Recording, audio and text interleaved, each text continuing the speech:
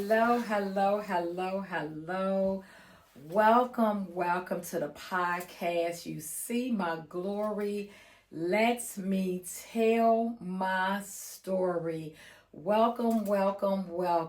Hi, I am the host, Lachey Hughes, with You See My Glory. Let me tell my story. And I always like to just jump in and just tell you a little bit about my story when you see my glory. So I'm going to go ahead. Thank you. Go ahead and subscribe because we're about to get into a deep conversation. This is all about You See My Glory. Let me tell my story. So I come with you so I can tell you about my story. I can tell you some of the things that I'm doing while you're able to see my glory. So go ahead and subscribe. Go ahead and subscribe. Go ahead and like. Go ahead and share. Go ahead and grab your coffee, your tea, your water, your wine, whatever you want to grab and sit yourself down just to relax for a moment, just to have a real conversation with your host, Lachey. You see my glory. Let me tell my story.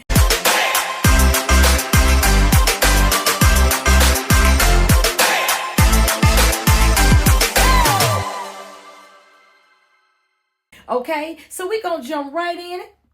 We're going to get right started because I want you to hear what I got to say to you.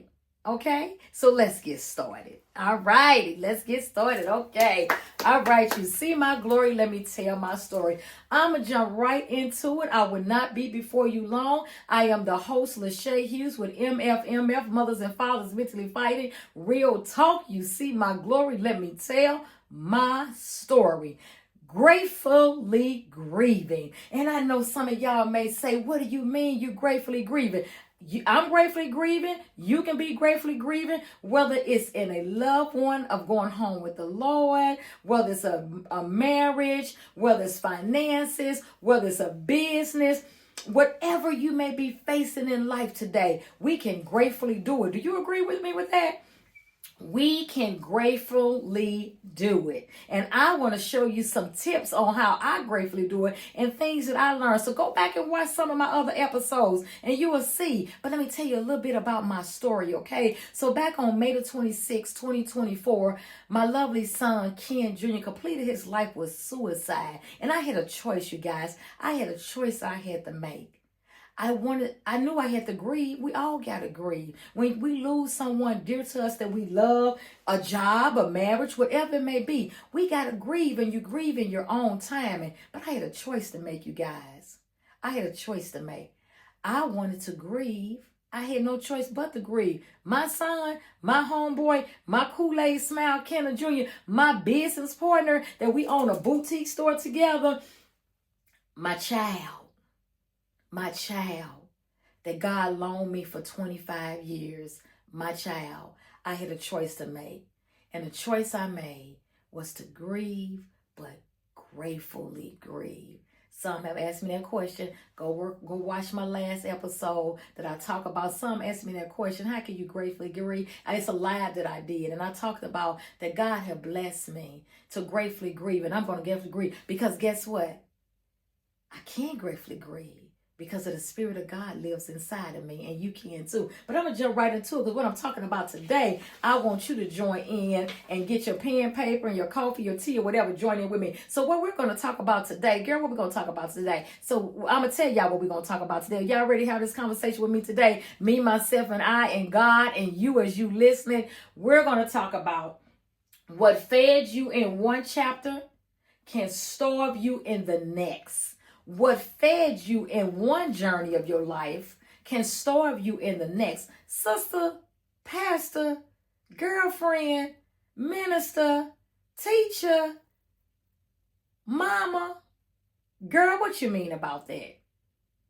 What served you in this season can starve you in the next. I'm going to go ahead and say that to you. Welcome back to the Next Choice podcast. I had a choice and I chose gratefully grieving. You see my glory. Let me tell my story. I know I got a lot mixed in that because I talk about MFMF, Mothers and Fathers Mentally Fighting. I had a choice and I'm choosing gratefully grieving. We're exploring a profound truth I've learned On my journey, what fed you in one chapter can starve you in the next. As we journey through life, we encounter various seasons, each with its own trials and tribulation and lessons. In the wake of losing my son Kenneth, the facing life shift, I come to understand that spiritual nourishment isn't a one size fits all concept. It consistently evolves as we move through different experiences. So I'm going to stop right there. I've experienced some great things in my life before my son completed his life with suicide. I experienced with the going home with my niece. I'm going home. Yes, my niece, Ashley, going home with my nephew, my dad. I experienced all these things, marriage, ups and downs, some battles, parenting, business. I have experienced some things in life prior to this great thing right here. And each one requires a different. When I say what fed you in your last chapter can starve you in your next one. And what I'm saying about that is that I learned that the praise that I had prior to my son completing his life, it required a different praise. The worship that I had prior to my son completing his life, it required a different worship. The walk that I had with God before my son completed his life, this new walk requires a new relationship with God. The faith that I had prior to my son completing my life, this requires a different faith. We know faith is the substance of things hoped for and evidence of the things unseen. And they say all it takes is faith small as a mustard seed.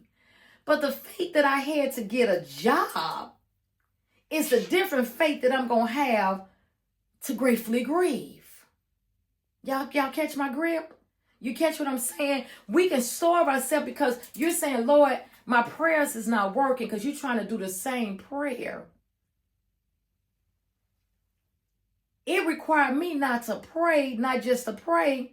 Babe, I had to fast, pray, worship, cry, shout, different. I had to do something different. So that's what I'm talking about. Our spiritual needs are always evolving. Your spiritual needs are always evolving. You're going to have different spiritual needs, and you can't fight every spiritual thing the same way. It may take for you to have a quick 10-minute prayer before you get up and walk out the door. Baby, a 10-minute prayer can't do me right now. You catch my grip? A 2-minute prayer can't do me right now. So I just want to talk to y'all about what am I doing to gratefully grieve? I can't eat off of what I was eating off of. I gotta feed myself more. I gotta worship more. I gotta praise him more. I gotta sit down and study more. Because I'm telling you, every spiritual involvement that you in, it should take you higher to God. It should. I can't go. Let's talk about it. I'm gonna be straight up honest with you. The way I serve God now, I've always served him. Ever since I've been knowing the Lord, and I gave my life to the Lord when I was 17 years old. Surrender, and gave my life to him and wanted to build a relationship with him on my own, not from what I was hearing. So let's talk about that for a minute. You know the Lord, but do you know the Lord for yourself? Every situation, every involvement in my life, every chapter in my life, every journey that I went on, every test and trials and tribulation that I faced, it involved me to get a different walk with God. It involved me to get closer to him, if you catch my grip. And it should. But I understand some people go through trials in their life and it pull them away from God. But I'm trying to pull you back. I'm trying to pull you back. Because every time you go through some trials and tribulation, they're supposed to come to make you stronger. They do. And how are you going to get stronger? Getting closer with God. Because it's supposed to make you stronger. Because I can tell you guys, I'm more stronger than I was before my son completed his life. Yes, some people get weaker, but I'm more stronger because I went from the word and said, if God is for me, who could be against me? Weeping may endure for the night, but joy comes in the morning. I went boldly to the throne and said, now you say you give life and you take life. My son chose to take his life. And I'm not going to say my son, the spirits that was inside of him that he was fighting with convinced him that life wasn't worth living. But I know life is worth living. And I hope you know that life is worth living. So we fighting against principalities. So that spirit, when you have the spirit of alcohol in you, the spirit of drugs in you, the spirit of just sexuality, the spirit of not knowing who you are, those spirits can take over you and doom you and have you thinking that you're such a bad person when you're not. When you're not. But that's what the enemy do. He comes to steal, kill, and destroy. The God comes to give life and life abundantly. But when you get the codependent on drugs and alcohol, those are spirits that you're letting in. If you think about the store that you go to, when you go buy that alcohol, it says spirits. It says spirits is letting you know that you're allowing spirits to come in when you take that drink. Come on now, let's be honest. This girl used to drink. I used to drink. And when I drink, I tell you, I would say some things that I normally wouldn't say. I would do some things I normally wouldn't do. I would be more loose. Come on now. So it's spirit. It says spirits for a reason. It says spirits and wines, don't it? It says spirits for a reason because those are spirits we allow in us. So I ain't gonna jump into that. That's a whole nother subject right there. Okay, so think of a plant. Think of a plant. It requires different nourishments, nutritions at different stages of its growth. You think of a plant. So when you plant that seed, the first time you plant it, you got to plant it so far down in the soil. You know, you can't overflow it with water. You can't overflow with water. Then you get to the point where as it grows, just like us, as the plant grow, you may need more water. You may need to add a little more soil to it. You may even need to get it out that flower pot that you first planted in because it'll flourish and it'll grow bigger. Now let's go look at that in the spiritual realm. Each trials and tribulation that you face, it need a different nourishment. When you first gave your life over to God and life started lifing, life was lifing already before you gave his life, but you weren't paying attention to it because you was in the world. And when you're in the world doing worldly things, the enemy ain't trying to show you that you're doing worldly things. But as soon as you surrender, give yourself over to Christ, all those worldly things, he just, he making you feel guilty when you do this. And the Spirit of God is going to show and dwell those things to you that's not of him. The Spirit of God, and you still start feeling guilty about, or not guilty, but you still start getting condemned about some of the things that you're doing. Okay, when I first got saved with the Lord, I'm 17 years old. I'm still running to the clubs, 19, 20, 21, all the way to probably about 28, almost close to 30. I'm still hanging out. I'm still drinking. I'm still having a good time. But I tell you what, I was getting convicted about some of those things. I started getting convicted about, because I surrendered and I gave my life over to the Lord. And it's normal. Come on, y'all, that's real. That's what's going to happen. You're going to start getting convicted about some of those things because change is coming. You're a new creature in Christ and all things have passed away. So again, when you come, it's different stages of its growth in the same way. We need to adapt our spiritual practice to meet the unique demands of our current season. So what season are you in? You got to meet that demand in that season right there. Because what season you was in last year, 2 years ago, last month, could have been last week. You got to meet that other season right there where it's at. That like that plant I talked about. You planted that plant and you put it in a small flower pot like this. And it was just a little small flower. That flower grew and grew and flourished and flourished. If you keep that same flower or that plant that you planted in the same small flower pot, it's going to overpower it and it's not going to have no more room to grow. So it's going to start dying because it has no more room to grow. Likewise, we got to empty out some of those things inside of us so we can have some room to grow. We can have some room to grow. What sustained you in the past, what brought you comfort and strength previously, may no longer satisfy for the challenges you face today.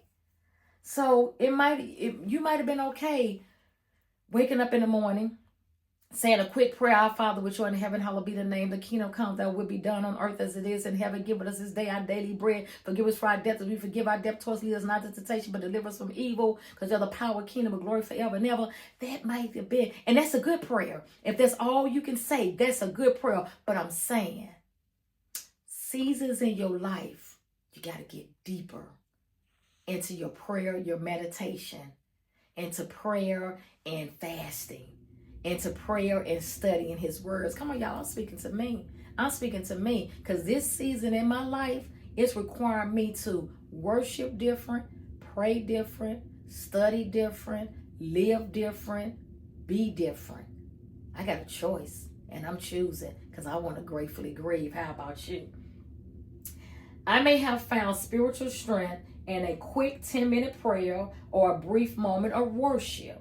But after my son Kenneth passing, the sure death of my grief showed me that I need to dive much, much deeper into a relationship with God. I had to dive deeper into a relationship with you guys. A deeper. I was already in a relationship. I had to dive into a deeper relationship with him because I needed to feel his presence more and more and more because I didn't want to fall deep into a depression. I wanted to fall deep into more relationship with God. I had a choice and I chose. I'm gratefully grieving. In this new and incredible, challenging chapter of grief, I discovered that my prayers needed to be for my intentional. It needed to be intentional. It needed to, you guys. I simply couldn't rely on the same routine that once brought me comfort. I began to wake up earlier. Now, I'm going to tell, now we said, you see my glory, let me tell my story. So I used to wake up early in the morning. And I just wake up and I pray. I'll study a little bit and I pray. And I get my day started early. And I know everybody can't do this. I'm talking about what works for me. And what works for you would do something different. But you'll be surprised. My 2 to 3 hours I give to God, if it's a sacrifice for you for 15 minutes, it's going to work the same way, sister. You better believe it. So if I got 2 hours and you got 10 minutes and yours is a sacrifice, it's going to have the same power. You best to believe it. So what I did, I knew that I had more that I can give God. So I'm normally up by 6 in the morning. So from 6 o'clock to 9:30, I don't talk to nobody on the phone. I don't answer my phone. I try my best. Every once in a while, it may not happen that way. But if it's if like I heard the pastor saying, if someone called me for prayer in the midst of that time, it's still a ministry that I'm doing to God. But gossiping in the morning time and negativity and just being that's personal time that me and God got together. I had to change that because I needed that. Your need may be different from my need. But one thing I do know, we all need him, don't we? We all need him. So like again, I want to express to you, my 2 to 3 hours is going to equal to your 10 minutes, 15, 20 minutes, 30 minutes or an hour, because it's a sacrifice and you're doing it. And you're doing it. I have my own business. I don't have to be at work until 9:30 now because my office manager, she's going to school for a nurse. So right now, I got to open up the office at 9:30. So I got to be there at 9:30. So I wake up at 6 o'clock. And when I get into my office at 9 o'clock, I still want that 30 minutes just to walk in and musa. Okay? So you might have to be to work at 7 o'clock. If you got to be to work at 8 o'clock, give him 15, 20 minutes of your time. It's a sacrifice. Just like the woman that had, that's all she had was that coin to give. That's all she had. It was a sacrifice. And that blessing was still just like a blessing. If I had 100 and that was a sacrifice for me, and she had 10 cents and that's a sacrifice for her, we still being blessed because it was a sacrifice, okay? It was a sacrifice. It's critical to be recognizing your season. It's very critical to recognize where you at. Each season of life truly presents a unique challenges and demands. The blessing and spiritual practice that work perfectly in one chapter may simply not work for you in the next chapter. That's all I'll keep on saying. Somebody right now is saying, what's going on? I feel like that I'm empty. And it's not that you empty. You just need to pour more in. You need to pour more in. You might need to get rid of some things, but you might need to pour some more in, because what you're trying to feed yourself off of that last year praise. And God said, I need you to give me 10 more minutes. You may was giving him 10 minutes. He said, I need you to give me 20 minutes. You may was waking up 15 minutes early. God said, I need you to wake up 30 minutes more earlier. I'm telling you guys, it works. I'm a living witness. So I'm going to go right back into this. Just knowing it's time. After losing Kenny, I had to come to terms with the reality that the death of my pain required a deeper, more worship, more praise, more studying, more meditation, more self-care. Now I'm stopping right there. It required for me to have some more self-care, because the pain is real. And if I'm going to be able to minister to other people, because hurt people, we know that, right? People who's bleeding will bleed on other people. I'm hurting. And I don't want to hurt people because I'm hurting. So I had to put some time in so I can give God my pain.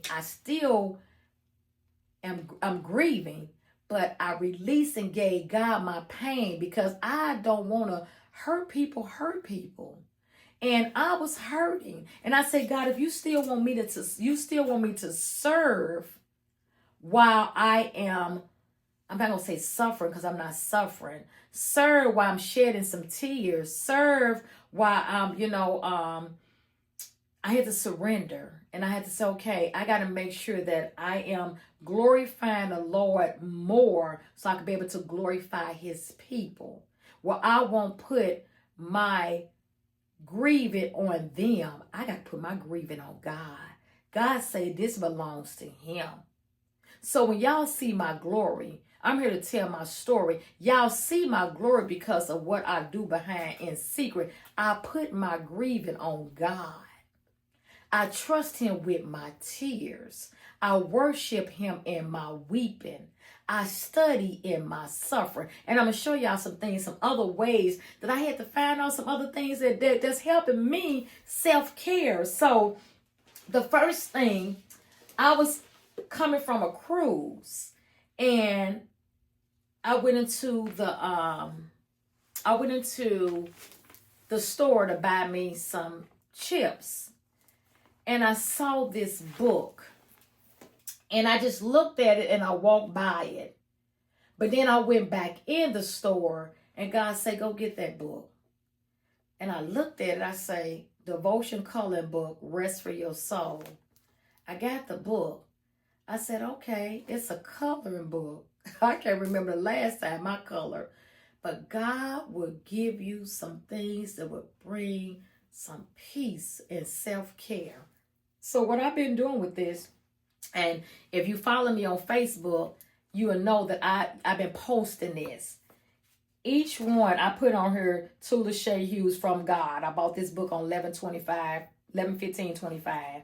So what I did, each day, each night, I go read what it says,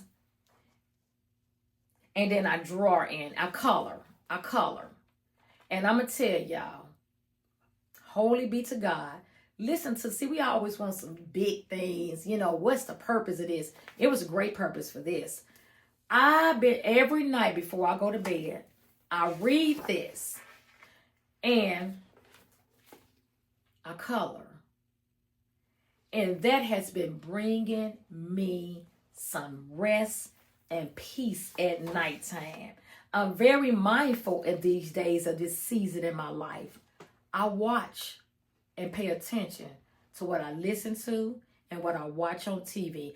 I told the Lord, I want to rest at night in a mindset where my mind is peaceful before I go to bed. And I do that. And that has helped me. You see my glory? Let me tell my story.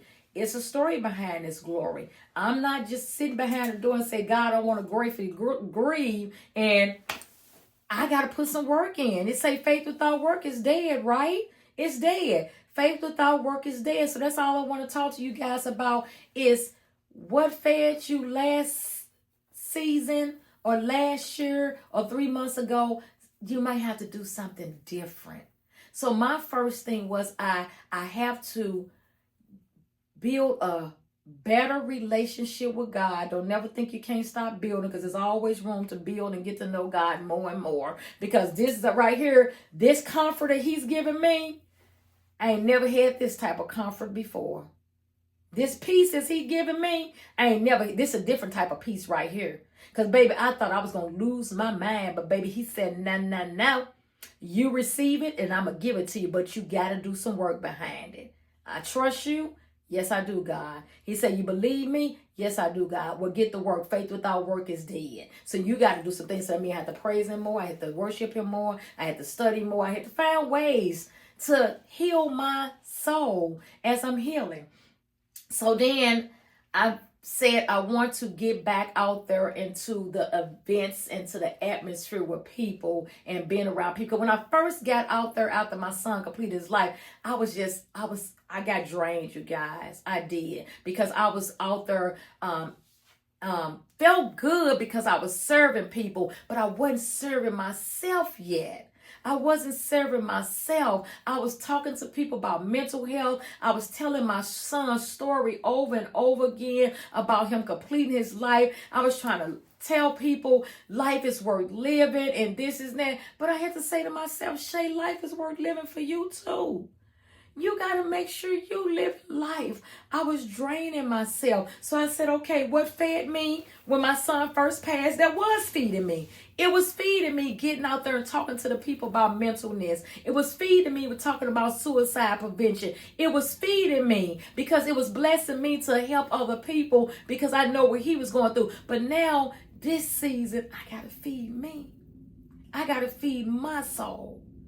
And God told me on September the 22nd, when fall hit, I need you to let everything fall off, from the suicide prevention to the mental health. You done got out there, you done did your thing, which you got your certificate in mental health, you got your certificate and a lot of stuff. You did it. You went out there, you worked, you talked to the people, you done been to classes, you done taught some classes, and not saying I'm not going to get back to it, I'm going to get back to it. But that was that season when he first passed, because I didn't want to, and I'm never going to lose that connection. But that was a connection that I was keeping with him when I was talking about the mentalness and suicide prevention. But now God said, I need you to feed and take care of yourself. So I got this book, if anybody want to get it.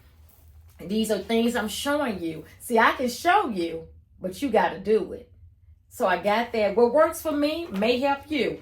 Then I met a young lady, and she told me about an event that they was having. It's the Urban Leagues, Save Our Sisters. I'm a part, I love being involved in that because I go through the Urban League with my home care agency. So they was having a healing pain thing. It was called healing through painting. And I talk about wanting to do the canvas board. I want to do a grieving canvas board. Boy, I heard this healing thing. I say, you know what?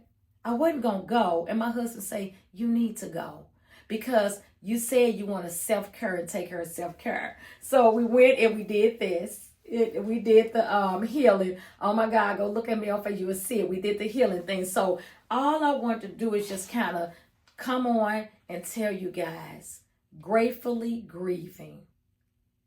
It's real. I'm a living witness.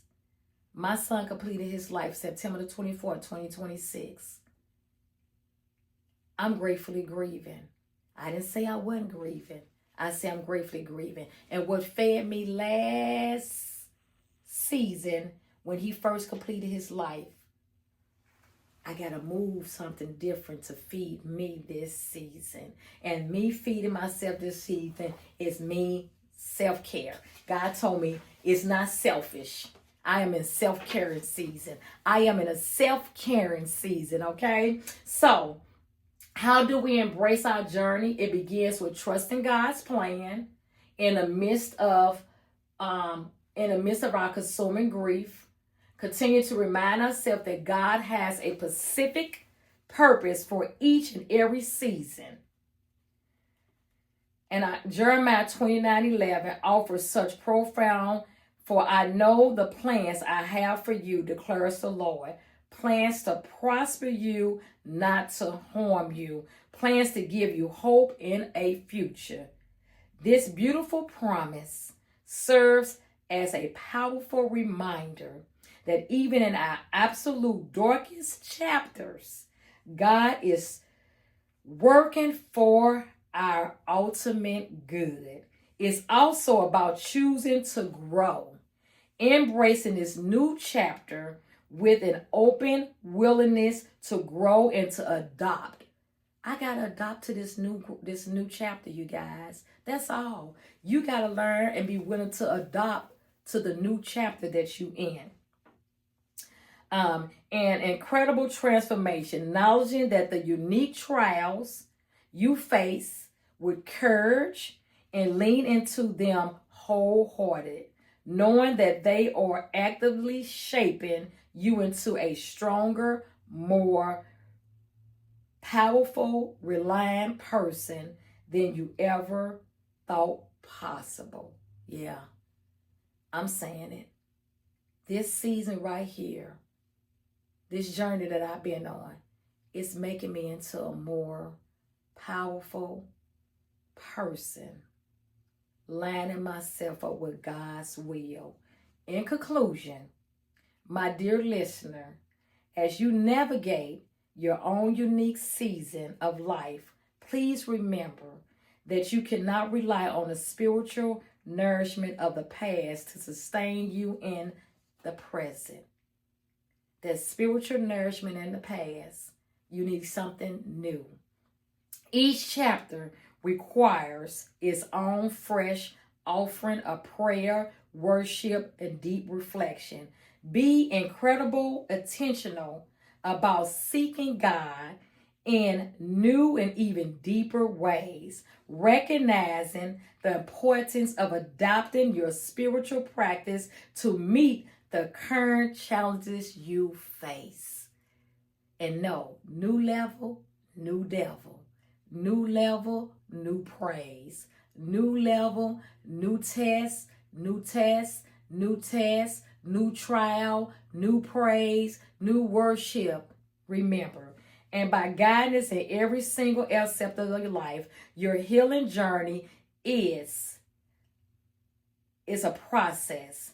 And by consistently feeding yourself for the season ahead, you will undoubtedly find the strength to not just survive, but to truly thrive. And whatever chapter you currently find yourself, embrace the journey, knowing with absolute certainty that God is with you every step of the way, always ready to provide the precious nourishment you need for the road ahead. Remember, you have a choice and you got to choose. And as I close out, I want you to remember this. Your mission is to give God your hurts, give him your pain, and he will send you on your path of purpose. In mission, in life, It's not merely to survive. It's time for you to thrive. Don't start your day with your problems. Start your, let me, I want to make sure I say it right. I'm looking at it right here. Don't start your day with your problems. Start it with God's power. Don't start your day with your problems. Start it with God's power. God's word say we have the power and authority to command our day. So I ask you, my listeners, when you wake up tomorrow morning, if you listen to this now, whatever time it is, command your day when you wake up. You have the power and authority that lies inside of you for you to command your day. Give God space in your life so he can create the creature that he called you to be. You have the power and authority to do the things he called you to be. I bless and I love you guys. You be blessed, and please go subscribe and stay tuned to our next episode. Following after this, you will see Ken and myself, MF, Mothers and Fathers Mentally Fighting, and we will be talking about some great things. We will be talking about what lens are you looking through? What lens? And sometimes when we're looking through the natural lens, like me saying gratefully grieving, probably sounds crazy, don't it? Because you're looking it through the natural lens. Come watch that next episode, because that's what we're going to be talking about. What lens are you looking through? Because if you're looking through it in a natural way, I'm looking crazy to you. And Christian people look crazy to people, but when you look at it in a spiritual way, we blessed and highly favored. See you at the top. Bye-bye.